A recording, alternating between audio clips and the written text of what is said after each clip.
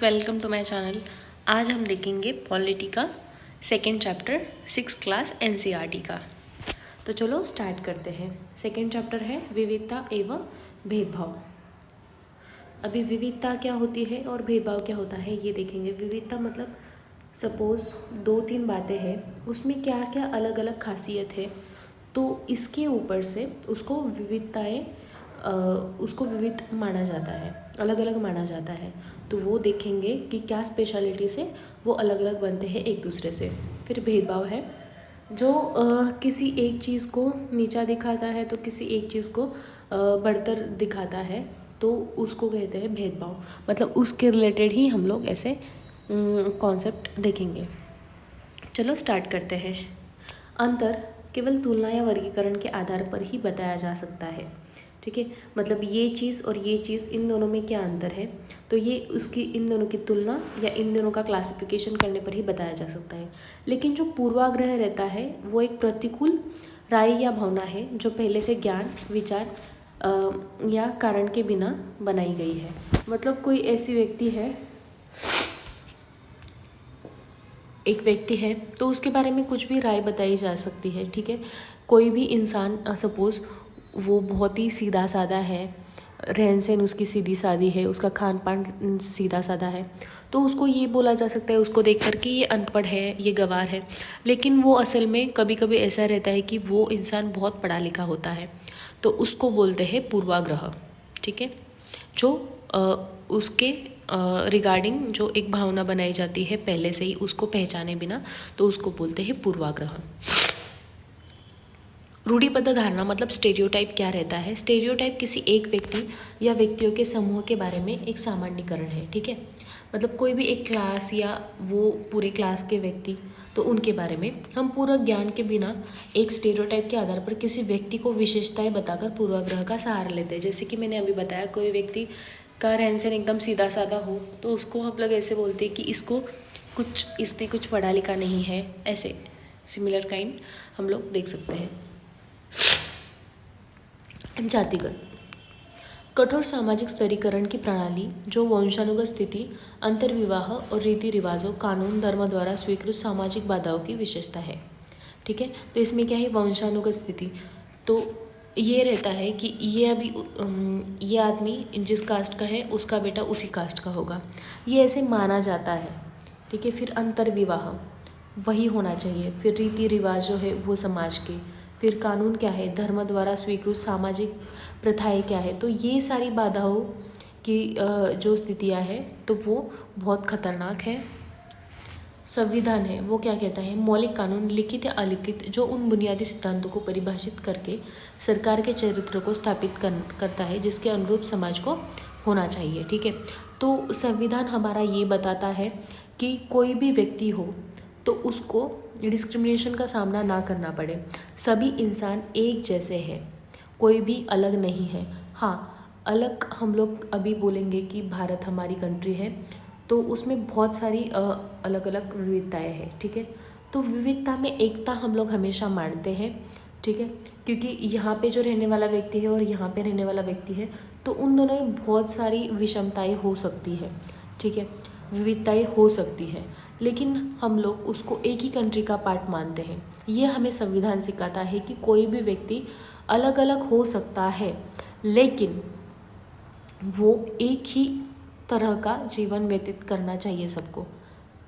मतलब एक डिग्निटी के साथ उसको एक रिस्पेक्ट मिलना चाहिए, या संविधान में सभी चीज़ें एक समान बताई गई है।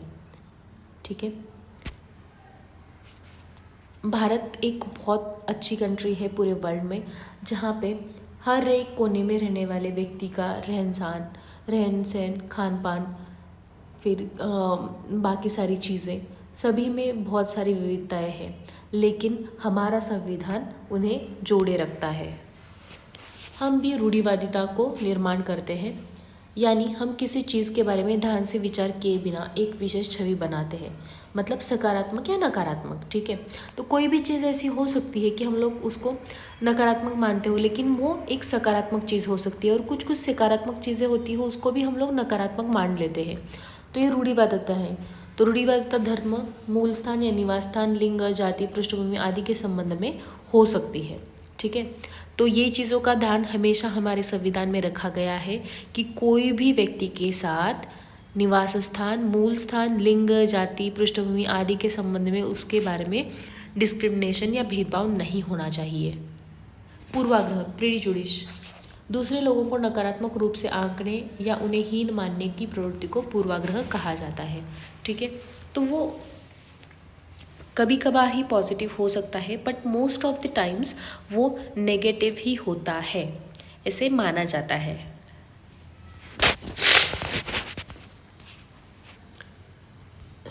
भेदभाव, भेदभाव क्या है, डिस्क्रिमिनेशन क्या है? जब लोग इस तरह से कार्य करते हैं जो उनके पूर्वाग्रह या रूढ़िवादिता के कारण होता है, तो भेदभाव होता है। उदाहरण के तौर पर देखें तो एक ही सीट को दूसरी जाति के व्यक्ति के साथ साझा नहीं करना भेदभाव का एक रूप है। ठीक है, कोई भी एक अच्छी कास्ट का मतलब ऐसे माना जाता है, तो वो दूसरे कास्ट के व्यक्ति के साथ मतलब जिसको निचला मानते हैं हमारे इंडिया में, ऐसे क्लासिफिकेशन किया जाता है। लोगों की पूर्व धारणाएं है, रूढ़िवादिता है, उसमें ये माना जाता है, लेकिन वो सही नहीं है। तो कोई भी कास्ट का व्यक्ति दूसरे कास्ट के व्यक्ति के साथ कोई भी सीट साझा मतलब एक साथ बैठ नहीं सकता या शेयर नहीं कर सकता, या बहुत सारी चीज़ें जो है वो है कि कुछ हिंदुओं के मंदिर है तो उसमें मुसलमान नहीं जा सकते, या मुसलमानों के कुछ स्थान है वहाँ पे हिंदू नहीं जा सकते। ये सारी जो है वो पूर्वधारणाएं हैं, लोगों की रूढ़िवादिता या भेदभाव, ये सारी चीज़ें हैं, तो उसके अकॉर्डिंग ये सब चीज़ें मानी जाती है, लेकिन ये सारी चीज़ें गलत बताई गई है हमारे संविधान में।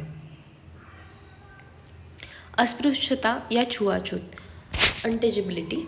ठीक है, तो भेदभाव का एक रूप जिसमें उच्च जाति के लोगों द्वारा एक विशेष जाति के लोगों को अशुद्ध माना जाता है। ठीक है, ऐसी बहुत सारी जातियां हैं, कुछ लोग शेड्यूल कास्ट, शेड्यूल ट्राइब्स वगैरह उनको अशुद्ध मानते हैं, या और भी कोई चीज़ और भी कोई जाति है, तो हर एक कास्ट दूसरी कास्ट को अस्पृश्य या हीन मानता है। हीनता की दृष्टि मतलब अस्पृश्य मानना। ठीक है, तो उसको अस्पृश्यता कहलाती है। उस जाति को अछूत कहा जाता है। भेदभाव के इस रूप को हतोत्साहित किया जाना चाहिए, मतलब इसको पूरी तरह से हटा देना चाहिए।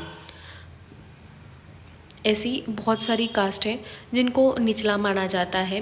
तो कभी कभी ये होता था पुराने ज़माने में कि एक गाँव रहता था, वो गाँव में कोई भी गाय भैंस मरी या कुछ भी ऐसी चीज़ें जो सिर्फ मतलब जिनको अछूत कहा जाता था उस ज़माने में, और कभी कभी अभी भी यही चल रहा है किसी किसी जगह, तो वो सारी चीज़ें हैं उसको अछूत या उसको अस्पृश्यता कहा जाता था। ठीक है, तो ये सारी चीज़ें तो नहीं होनी चाहिए जैसे हमारे संविधान में बताया गया है। तो धन्यवाद। इसके साथ तो हम लोग ने आज का देखा विविधता क्या होती है और अस्पृश्यता या भेदभाव क्या होता है। तो ये सारी चीज़ें बहुत गलत है हमारे समाज में।